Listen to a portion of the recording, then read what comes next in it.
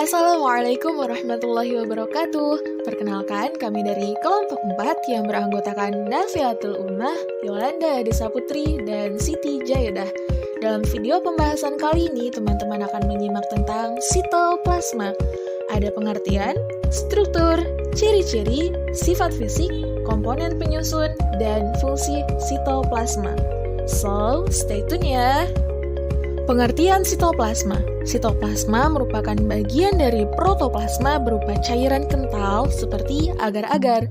Dapat pula diartikan sebagai zat seperti gel yang mengisi ruang di dalam sel, kecuali nukleus, dan berfungsi sebagai tempat terjadinya proses reaksi lain. Struktur sitoplasma. Sitoplasma memiliki struktur seperti agar-agar, di mana 70 hingga 90% terdiri dari cairan yang tidak berwarna atau biasa kita kenal dengan sitosol. Terdapat 3 struktur pada sitoplasma. Yang pertama adalah sitoplasma matriks A, yaitu cairan homogen penyusun sel yang bersifat koloid. Yang kedua ada organel sel. Organel sel merupakan benda padat yang menjalankan fungsi kehidupan dari sel, seperti mitokondria, retikulum endoplasma, badan Golgi, kloroplas, dan sebagainya. Yang ketiga ada inklusiositoplasma. Inklusiositoplasma merupakan struktur yang tidak hidup, atau biasa dikenal dengan paraplasma. Contohnya seperti lemak, butiran minyak, dan sebagainya. Yang perlu ditekankan adalah struktur ini tidak mutlak berada pada semua sel. Bisa jadi struktur ini berbeda-beda pada sel yang memiliki fungsi yang berbeda pula. Ciri-ciri sitoplasma. Yang pertama, di dalam sitoplasma terdapat banyak organel yang terkepung di dalam fluida. Selanjutnya, sitoplasma ditutup oleh membran sel. Sitoplasma ini juga terdapat pada semua sel, baik pada sel prokariotik maupun sel eukariotik. Pada sel prokariotik, sitoplasma ini merupakan bagian kosong yang tidak berisi organel sel. Adapun DNA-nya terletak pada bagian yang disebut dengan nukleotida. Maaf, maksudnya nukleolid, hehe. Dan pada sel eukariotik, sitoplasma ini terdiri dari sitosol dan organel-organel sel, di mana zat-zat di dalamnya bergerak secara difusi, yaitu perpindahan dari area konsentrasi yang tinggi menuju konsentrasi yang rendah. Ciri-ciri yang terakhir adalah saat terjadi proses sitokinesis atau pembelahan sel, sitoplasma ini akan terbagi menjadi 2. Dari keempat unsur tersebut, hanya 3 unsur yang akan berkaitan dengan komponen kimiawi penyusun sitoplasma, yaitu karbohidrat, lemak atau lipida, dan protein. Unsur penyusun dari karbohidrat, lemak, dan protein merupakan karbon, hidrogen, dan oksigen, dan terkhusus pada protein ditambah dengan nitrogen. Mikromolekul dari unsur tersebut kemudian akan menjadi komponen kimiawi penyusun sitoplasma.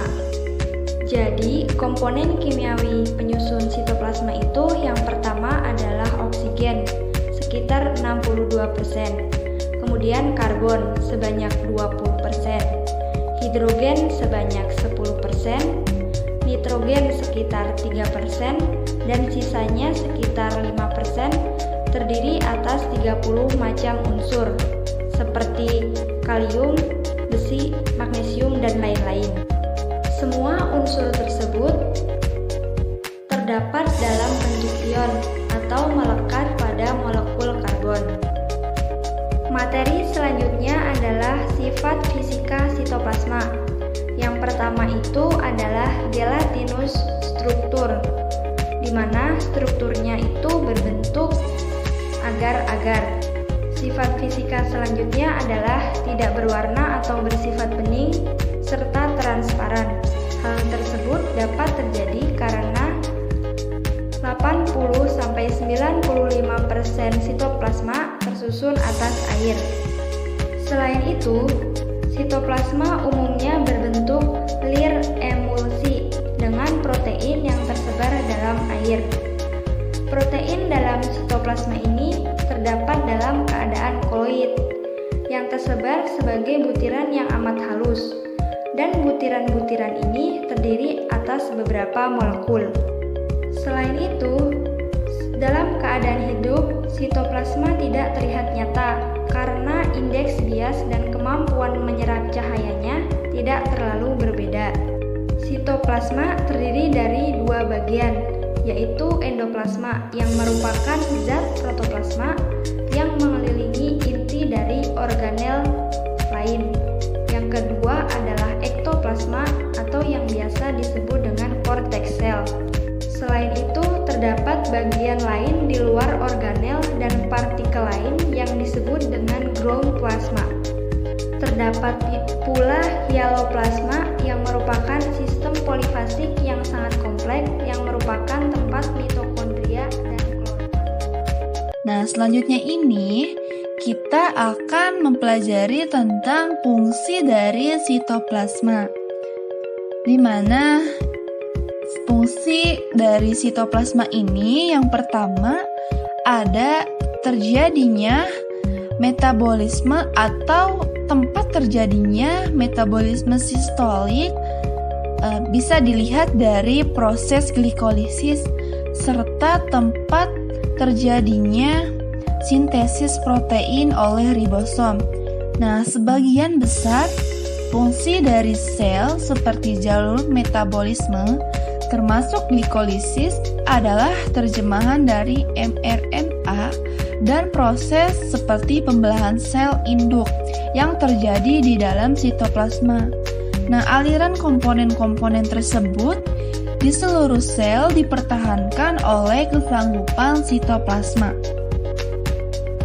yang tak terhitung banyaknya. Nah, kemampuan permeasi diperlukan oleh fungsi sel seperti sinyal sel yang membutuhkan penyebaran sinyal molekul di seluruh sel.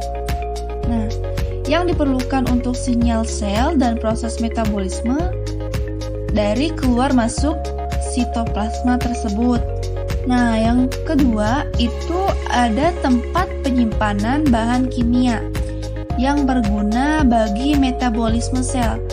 Misalnya enzim, protein, dan lemak. Dan yang terakhir ada sarana atau fasilitator.